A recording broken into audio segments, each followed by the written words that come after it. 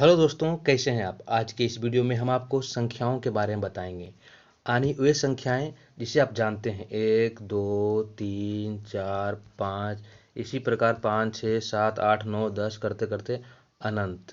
यानी हम अनंत तक जो संख्याएं जानते हैं, चाहे वो 4 लाख हो, 5 लाख हो, 5 करोड़ हो, 6 करोड़ हो, 8 करोड़ हो, इस प्रकार की संख्याएं हम जानते हैं। और जो संख्याएं जानते हैं उनमें से हम पहचानने के लिए आपको बताएंगे कि इनमें से कौन सी सम संख्या है, कौन सी कौन सी सम संख्या है, कौन सी विषम संख्या है, और कौन सी अभाज्य संख्या है, कौन सी अभाज्य संख्या है, और कौन सी पूर्णांक कहते हैं, किसे पूर्णांक कहते हैं, किसे भाज्य संख्या कहते हैं। इस प्रकार की संख्या हम आपको बताएंगे। तो चलिए वीडियो को शुरू करते हैं और आपको बताते हैं सबसे पहले प्राकृत संख्या के बारे में। प्राकृत संख्याएं कौन सी होती है? प्राकृत संख्या यानी natural number. Natural number natural number यानी नेचुरल नंबर। प्राकृत संख्या वैसी संख्याएं जो हमारे काउंटिंग में आती है उसे नेचुरल नंबर कहते हैं। वैसी संख्याएं जो हमारे काउंटिंग में आती है जैसे 1 2 3 4 से अनंत तक, इसे हम नेचुरल नंबर कहते हैं। 1 2 3 4 5 6 7 8 9 10 11 अनंत जितना आप गिन सकते हैं वो सारी संख्याएं गिनती वाली प्राकृत संख्याएं कहलाती है। अब बात करते हैं होल नंबर की। होल नंबर यानी पूर्ण संख्या। सभी प्राकृत संख्याएं जिसमें जीरो भी शामिल हो उसे होल नंबर कहते हैं। सभी प्राकृत संख्याएं लिखिए, जिसमें सभी प्राकृत संख्याएं जिसमें जीरो भी शामिल हो उसे होल नंबर कहते हैं। जैसे प्राकृत संख्याएं कौन सी होती है? 1 2 3 4 5, इसी प्रकार अनंत तक आने जितना भी आप गिनती कर सकते हैं। अगर उसमें जीरो लग जाए तो उसे हम होल नंबर कहते हैं। अब हम बात कर लिए होल नंबर की। अब हम बात करेंगे सम संख्या की। सम संख्या यानी इवन नंबर। सम संख्या यानी इवन नंबर। इवन नंबर ये हो गया इवन नंबर। वैसी संख्याएं जो दो से पूरा पूरा भाग लग जाता है सम संख्याएं कहलाती है। जो भी संख्या दो से पूरी पूरी तरह भाग लग जाए उसे सम संख्या कहते हैं। अब आपको बताते हैं दो से पूरी पूरी भाग लगने का तरीका।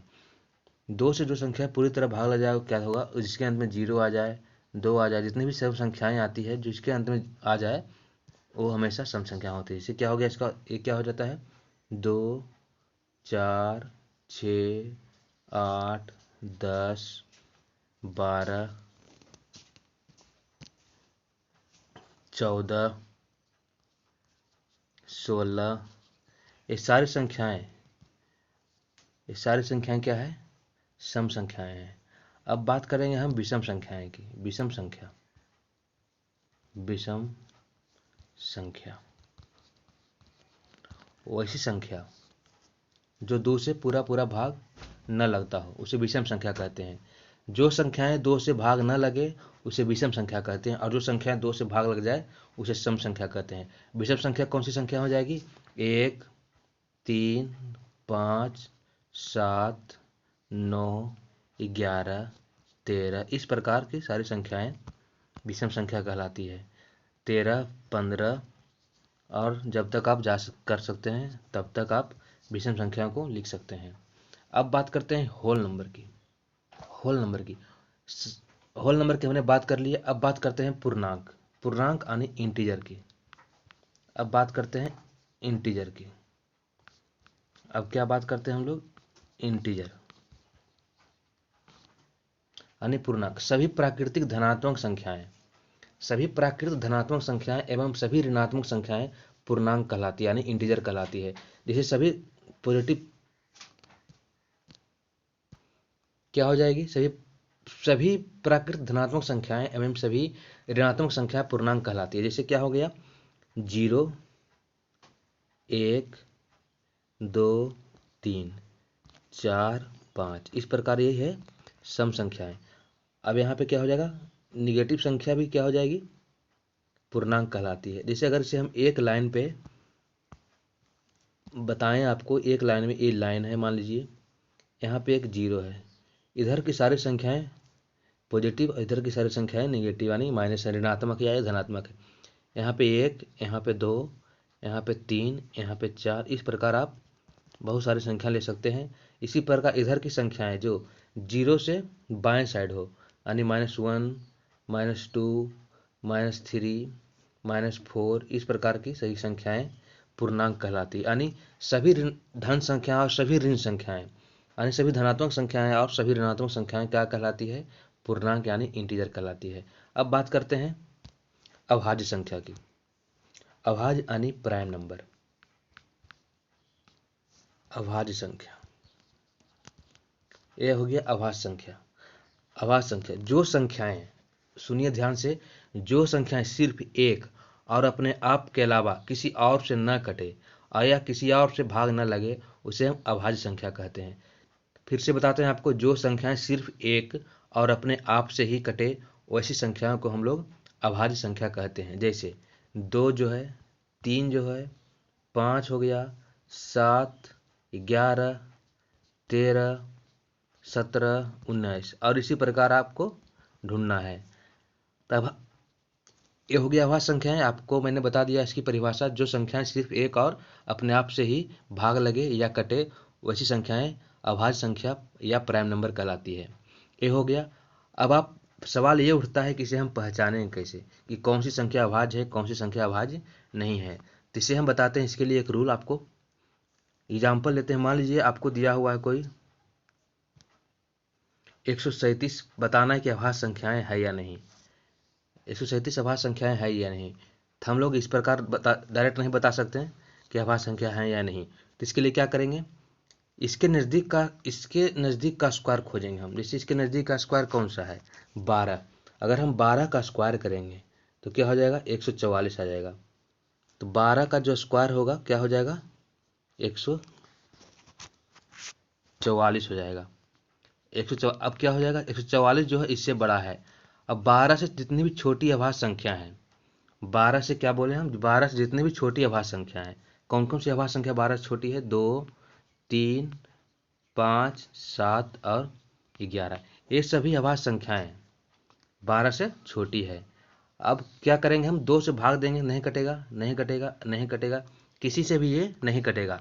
अगर किसी से भी नहीं कटा ये संख्या तो क्या हो जाएगा? अभाज्य संख्या कहलाएगी। अगर किसी एक से भी कट जाए तो ये संख्याएं भाज्य संख्या कहलाएगी, अभाज्य संख्या ये नहीं होगी।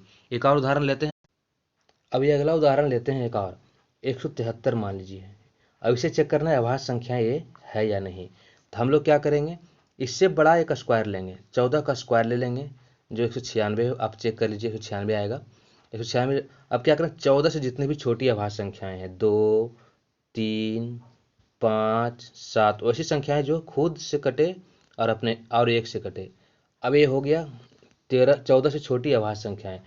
अब इन सारे को भाग देना है। 173 का भाग 2 से करना है, नहीं कटेगा। अगर किसी से भी ना कटे इनसे तो ये हो जाएगी अभाज्य संख्या। अगर एक से भी कट जाए तो ये अभाज्य संख्याएं नहीं कहलाएगी। तो इस प्रकार हम अभाज्य संख्याएं को चेक करते हैं।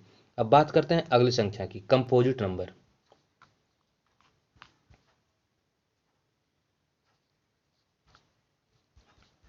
वैसी सारी संख्याएं, कंपोजिट नंबर की बात करते हैं। जो प्राकृत संख्याएं प्राइम नंबर नहीं है वह कंपोजिट संख्या कहलाती है। जो संख्या प्राइम नंबर नहीं है वह कंपोजिट नंबर कहलाती है। जैसे प्राइम, सारे प्राइम को छोड़कर वो सारी संख्याएं कंपोजिट नंबर कहलाती है। जैसे 1, 4, 6, 8, 10, 12, 14, 16, 15। 15 प्राइम संख्या नहीं है, इसलिए 15 भी यहाँ पे हो जाएगा। ऐसी सारी संख्याएं जो प्राइम नंबर नहीं है यानी अभाज्य संख्या नहीं है, वो कहलाती है क्या? Composite number. 17, 15 के बाद 16, इस प्रकार 18, 20, 21, 22, इस प्रकार की सारी संख्याएं जो प्राइम नंबर नहीं है वह सारी संख्याएं कंपोजिट नंबर कहलाती है। अब बात करते हैं को प्राइम नंबर की। प्राइम नंबर की बात किया हमने, अब बात करते हैं को प्राइम नंबर। अब को प्राइम नंबर क्या होता है? को प्राइम नंबर, को प्राइम नंबर क्या होता है बच्चों? वैसी दो अभाज्य संख्याएं जिसका महत्तम समावर्तक यानी HCF क्या हो, 1 हो। जिसका HCF क्या हो, 2 ऐसी अभाज्य संख्या है जिसका HCF 1 हो, यानी महत्तम समावर्तक क्या हो, 1 हो, उसे हम को प्राइम नंबर कहते हैं। जैसे इसका क्या हो जाता है, 2 संख्याएं को प्राइम कब होगी, जिसका महत्तम समावर्तक 1 हो। इसका महत्तम समावर्तक 1 होगा, 4 5 7 9 इस प्रकार हो जाता है को प्राइम नंबर। वैसी अभाज्य संख्याएं जिसका महत्तम समावर्तक 1 हो वो को प्राइम नंबर कहलाती है। एक बार आपसे आपको बोलते हैं फिर से एक बार, वैसी 2 अभाज्य संख्याएं जिसका HCF यानी महत्तम समावर्तक 1 हो उसे हम को प्राइम नंबर कहते हैं। अब हमने आपको सारे संख्याओं को पहचानने के लिए लगभग बता दिया है। अब बात करते हैं कुछ क्वेश्चन की। हम लेते हैं कुछ क्वेश्चन। पहला क्वेश्चन लेते हैं हम 1 से 20 तक। 1 से 20 तक सम संख्या और विषम संख्याओं को अलग अलग, सम संख्या और विषम संख्या को अलग अलग लिखें। विषम संख्या को लिखें, विषम संख्या को अलग अलग लिखें, विषम संख्या को लिखें। एक क्वेश्चन है पहला, इसे किस प्रकार लिखेंगे। सबसे पहले बात करेंगे सम संख्या की। सम संख्या क्या हो जाएगा, सम संख्या, सम संख्या, सम संख्या 1 से 20 तक लिखना है हमें, तो क्या हो जाएगा 2 4 6 8 10 12 14 16 18 और 20, ये हो गया सम संख्या। अब बात करते हैं विषम संख्या की। विषम संख्या 1 से 20 तक हमें लिखना है विषम संख्या। क्या हो जाएगा 1 3 5 7 9 11 13 15 17 और ये 19 हो जाएगा। इस प्रकार हम लोग लिखते हैं। क्या हो गया अब ये बताइए, लिखिए, देखिए सम संख्या क्या हो गया 2 4 6 8 10, ये तो आप समझ गए होंगे। अब लेते हैं अगला क्वेश्चन। अगला क्वेश्चन क्या है, अगला क्वेश्चन इस प्रकार है, आपको कुछ संख्या दिया हुआ है 2 4 7 11 20 22 31 33 38 और 73। अब आपको पहचानना है कि इनमें से कौन सी संख्या विषम संख्या है। इनमें से कौन सी संख्या विषम संख्या आपको पहचानना है। तो कौन कौन सी संख्या हो जाएगी, 7 हो जाएगा, 11 हो जाएगा, 31 हो जाएगा, 33 हो जाएगा, 73। विषम संख्या किसे कहते हैं आप बताइए इसको, हमने आपको बता दिया है। ये क्या होता है, जो 2 से भाग ना लगे उसे हम विषम संख्या कहते हैं। तो इस प्रकार ये हो गया, ये क्या हो गया 7 11 31 33 और 73 हो गया विषम संख्या है। अब एक और क्वेश्चन की बात करते हैं। अब 10 तक की सभी अभाज्य संख्याओं को किस प्रकार लिखें। 10 तक की सभी अभाज्य संख्या, सभी अभाज्य संख्या लिखें। अभाज्य संख्या को लिखें। इस प्रकार यह क्वेश्चन होता है कभी कभी एग्जाम में। तो किस प्रकार लिखेंगे हम 10 तक की सभी संख्याओं को, 2 2 3 5 7 11 13 17 और 19, ये सारी संख्याएं जो हो गई 20 तक की अभाज्य संख्या हमने लिख दिया। यहाँ पे लिख देते हैं हम लोग 20, यहाँ पे क्या कर देते हैं 20 तक की, यानी 20 तक की सभी अभाज्य संख्याओं को हम लिख सकते हैं। अगर बात करते हैं 10 तक की अभाज्य संख्याओं की, तो 2 3 5 7 हो जाएगा और 11 13 17 19 इस प्रकार हो जाएगा। 20 तक की संख्याएं ये अभाज्य संख्याएं हैं, इतनी संख्याएं। अब आप समझ गए होंगे। तो ये था हमारा आज का क्लास, जिसमें हमने आपको संख्या यानी नंबर के बारे में बताया। कैसा लगा हमारा ये वीडियो हमें कमेंट बॉक्स में लिखिएगा जरूर। मिलते हैं अगले वीडियो में कुछ और नए कंसेप्ट के साथ। तब तक के लिए जय हिंद।